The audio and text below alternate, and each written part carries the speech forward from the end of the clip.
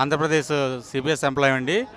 అయితే మేము 30 ఏళ్ళు సుమారు 30 ఏళ్ళు 35 ఏళ్ళు సర్వీస్ చేసినప్పటికీ కూడా పదవీ విరమణ అనంతరం మా జీవితానికి గ్యారంటీ లేదండి ఇప్పుడున్న పరిస్థితుల్లో. అలాంటి పెన్షన్ విధానం ఇప్పుడు అమలు అవుతుంది. అది రద్దు అవ్వాలని సుమారు 10 సంవత్సరాల నుంచి మేము ఉద్యమం చేస్తున్నాము. అయినప్పటికీ ప్రభుత్వాలు మోసపూరిత హామీలు ఇచ్చి వాళ్ళ పబ్బం గడుపుకున్నాయి తప్ప మా ఆవేదన మా రోదన ఏ ప్రభుత్వం కూడా పట్టించుకోవడం లేదు. ఉద్యోగులంటే ఎందుకు ఇంత చులకన భావన ఏర్పడిందో తెలియడం లేదు. ప్రభుత్వంలో భాగమై ప్రతి ఉద్యోగి తమ జీవితం అంతటినీ కూడా ప్రజాసేవకు అంకితం చేస్తున్నారు.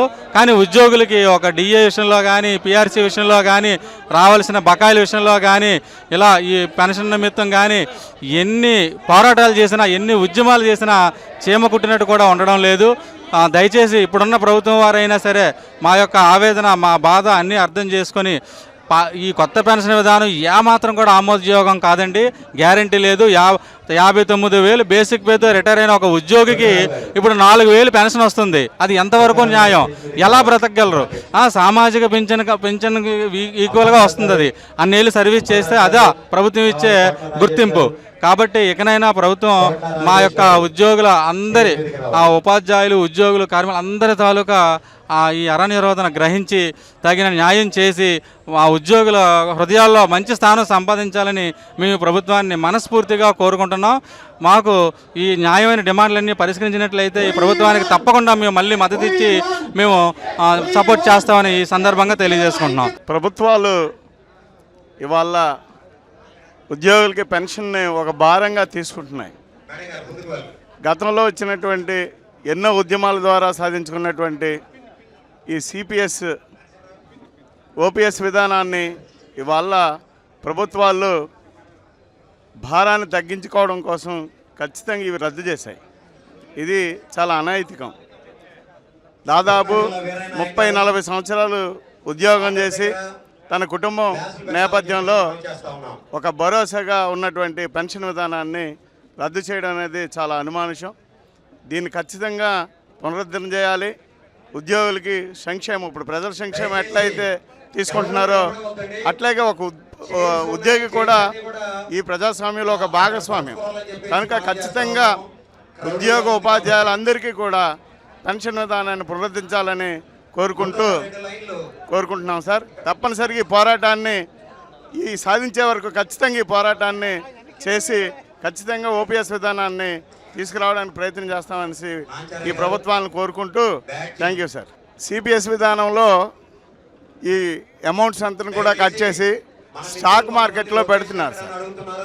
దాని మీద వచ్చినటువంటి అమౌంట్స్ని క్యాల్కులేట్ చేసి ఈ పెన్షన్ విధానాన్ని ప్రవేశపెట్టారు సార్. సో కనుక దానికి చాలా వేరియేషన్స్ వచ్చాయి. సో ఈ విధానంలో చాలా అనైతికం సార్. అసలు ఆ విధానమే తప్పు. అసలు ఖచ్చితంగా ఓపీఎస్ విధానాన్ని అమలు చేయాలి. నేను ఒక రిటైర్డ్ సిపిఎస్ ఉద్యోగినండి. నేను 85లో ఉద్యోగంలో జాయిన్ అయ్యాను. 2021లో రిటైర్ అయ్యాను. ఈ 36 ఏళ్ళు గవర్నమెంట్ సర్వీసులో 24 ఏళ్ళు పార్ట్ టైం ఉద్యోగం చేశాం. ఒక 12 ఏళ్ళు రెగ్యులర్ ఉద్యోగం చేశాం. నేను రిటైర్ అయ్యే నాటికి నా జీతం 58,000 రూపాయలతో నేను రిటైర్ అయ్యాను. ఆఫ్టర్ రిటైర్మెంట్ నేను తీసుకున్నటువంటి పెన్షను 2,400 రూపాయలు. ఒక ప్రభుత్వ ఉద్యోగిగా 36 ఏళ్ళు సర్వీస్ చేసి 2,400 రూపాయల జీతంతో కుటుంబాన్ని పోషించడం ఏమైనా సాధ్యపడే విషయమేనా? కాబట్టి ఆ విషయాన్ని సాధ్యపడదు. కాబట్టి ఏదో దేవుడిచ్చిన ఓపిక ఉంది కాబట్టి ఒక 10 ఎకరాల వ్యవసాయం తీసుకుని ఒక లోన్ మీద ఒక ట్రాక్టర్ కొనుక్కుని వ్యవసాయం చేయడం మొదలుపెట్టాను. 2 సంవత్సరాలు నేను వ్యవసాయం చేశాను. ఏదో మాదిరిగా ఉన్నాం. 3వ సంవత్సరం బుడమేరు వరదలు వచ్చి పూర్తిగా తుడిచిపెట్టుకుపోయినాయి పంటలన్నీ. ఈ సంవత్సరం బండి కిస్తీలు కట్టడానికి కానీ అట్లాగే కుటుంబాన్ని పోషించడానికి కానీ ఎటువంటి ఆసరా లేకుండా అయిపోయాం. ప్రస్తుతం 4 ఎకరాల వ్యవసాయం మాత్రం చేయగలుగుతున్నాను. ఈ మొత్తానికి తీసుకొచ్చి అప్పులు బండి కిస్తీలకు కానీ వ్యవసాయానికి కానీ మళ్ళీ అప్పులు చేసి పెట్టుబడులు పెట్టాం. మరి నెక్స్ట్ వచ్చే పంట ఎలా ఉంటుందో ఆ భగవంతుడికే తెలియాలి. అసలు ఈ రిటైర్ అయినటువంటి సిపిఎస్ ఉద్యోగి యొక్క జీవన ప్రమాణం ఏ విధంగా ఉందో ప్రస్తుతం మీకు ఒక 2 ముక్కల్లో చెబుతాను. అదే నేను కనుక ఓపీఎస్లో రిటైర్ అయ్యి ఉంటే ఒక 30-35 వేల రూపాయలు పెన్షన్ తీసుకునేవాడిని. ఆరోగ్య ప్రమాణాల కోసం ఒక హెల్త్ కార్డు ఉండేది. ఇవేమీ లేవు నాకు ప్రస్తుతానికి.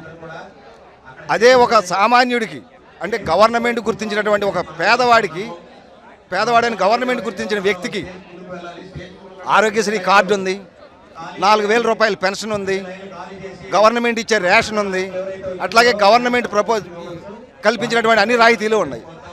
కానీ మేము ఇవాళ 2,500 2,400 పెన్షన్ తీసుకుంటాం సార్. వస్తున్నాం 2,400 పెన్షన్ తీసుకుంటూ మా కుటుంబాలను ఎలా గడపాలి, అసలు మేము ఏ స్థాయిలో ఉన్నాం? ఉద్యోగస్తుల దాంట్లోనూ లేము, పెన్షన్ దాంట్లో. ఇటు పేదవాళ్ళ లిస్టులో కూడా లేము. పేదవాళ్ళకి ఇచ్చేటువంటి రాయితీలో మాకు వచ్చేది ఎంత? 2,400. ఎటువంటి రాయితీలు లేవు. కాబట్టి మేము మా కేడర్ ఎక్కడుంది? అసలు గవర్నమెంట్ గుర్తించినటువంటి పేదవాళ్ళ కంటే కూడా కింది స్థాయిలో దిగజారిపోయాం. 36 ఏళ్ళు గవర్నమెంట్ ఉద్యోగం చేసినటువంటి ఒక గవర్నమెంట్ ఉద్యోగి చివరికి సిపిఎస్ విధానంలో గవర్నమెంట్ గుర్తించినటువంటి పేదవాళ్ళ కింద స్థాయిలో బతకాల్సిన పరిస్థితి వచ్చింది. ఇవాళ బతకడానికి దారి లేక, చేయడానికి పనులు లేక,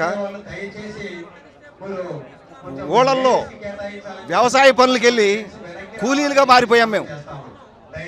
కానీ ఆత్మాభిమానాన్ని చంపుకుని మేము జీవించే పరిస్థితిని ప్రభుత్వం గుర్తించి మాకు ఈ సిపిఎస్ రద్దు చేసి ఓపీఎస్ని పునరుద్ధరించమని ఆ ప్రభుత్వం వారికి సవినయంగా మనవి చేస్తున్నాం. అనేక ప్రాంతాల నుంచి తరలి వచ్చినటువంటి సిపిఎస్ ఉద్యోగులందరికీ కూడా పేరు పేరున ధన్యవాదాలు తెలియజేస్తున్నాం. ఆల్రెడీ మనం 2 జీవోలను రద్దు చేయించి గ్రాట్యుటీ ఫ్యామిలీ పెన్షన్ సాధించుకున్నాం. ఇంకొకటి జీవో ఉంది, అది కూడా ప్రభుత్వం దృష్టికి తీసుకెళ్లడానికి శాయశక్తుల కృషి మేరకు అందరూ తరలి వచ్చారు. ఖచ్చితంగా ప్రభుత్వానికి వ్యతిరేకంగా మనం ఈ యొక్క కార్యక్రమాన్ని చేపడతా ఉన్నాం. ఈసారి ఖచ్చితంగా ఉద్యోగుల యొక్క పెన్షన్ కూడా అంటే ఓల్డ్ పెన్షన్ కూడా మనం సాధించబోతున్నాం అనేది ఇక్కడ ఉన్నటువంటి ఈ గ్యాదరింగ్ను బట్టి మనకు తెలుస్తుంది. అంటే వెంటనే సీఎం గారు స్పందించాలి, సిపిఎస్ ఉద్యోగుల్ని ఖచ్చితంగా ఆహ్వానం పలకాలి, ఒక చర్చలు అనేవి ఏర్పాటు చేయాలి. సిపిఎస్ ఉద్యోగులతో చర్చించి వాళ్ళకున్నటువంటి సమస్యల మీద ఖచ్చితంగా వాళ్ళు చర్చలు జరిపి పరిష్కరించవలసిందిగా మేము డిమాండ్ చేస్తూ ఉన్నాం. అలా పరిష్కరించకపోతే ఖచ్చితంగా ఉవ్వెత్తున ఉద్యమం అనేది ఏర్పడుతుందని చెప్పేసి ఈ సభాముఖంగా తెలియజేస్తున్నాం. ఇప్పుడు ఏపీ సిపిఎస్ఈఏ ఆధ్వర్యంలో పెన్షన్ విద్రోహ దినం సెప్టెంబర్ 1వ తారీఖున ఇక్కడ జరుపుకుంటున్నాం మనం. నా పేరు కసిరెడ్డి నాగేశ్వరరావు, పశ్చిమ గోదావరి జిల్లా ప్రధాన కార్యదర్శి నేను. ఈ ఉద్యమాల ద్వారా ఎప్పటికైనా మేము ఆఖరి జీతంలో సగం జీతాన్ని పెన్షన్గా సాధిస్తాం. అది తప్పకుండా జరుగుతుంది. అయితే ఎన్ని రోజులు పడుతుంది అనేది ఇందులో పెద్ద ప్రశ్న. 20 సంవత్సరాల 10 సంవత్సరాల 5 సంవత్సరాల దాని సంగతి పక్కన పెడితే ఆల్రెడీ ఇప్పటికి రిటైర్ అయిన వాళ్ళు కొంతమంది ఉన్నారు. ఆ రిటైర్ అయిన వాళ్ళ పరిస్థితి చాలా దయనీయంగా ఉంది.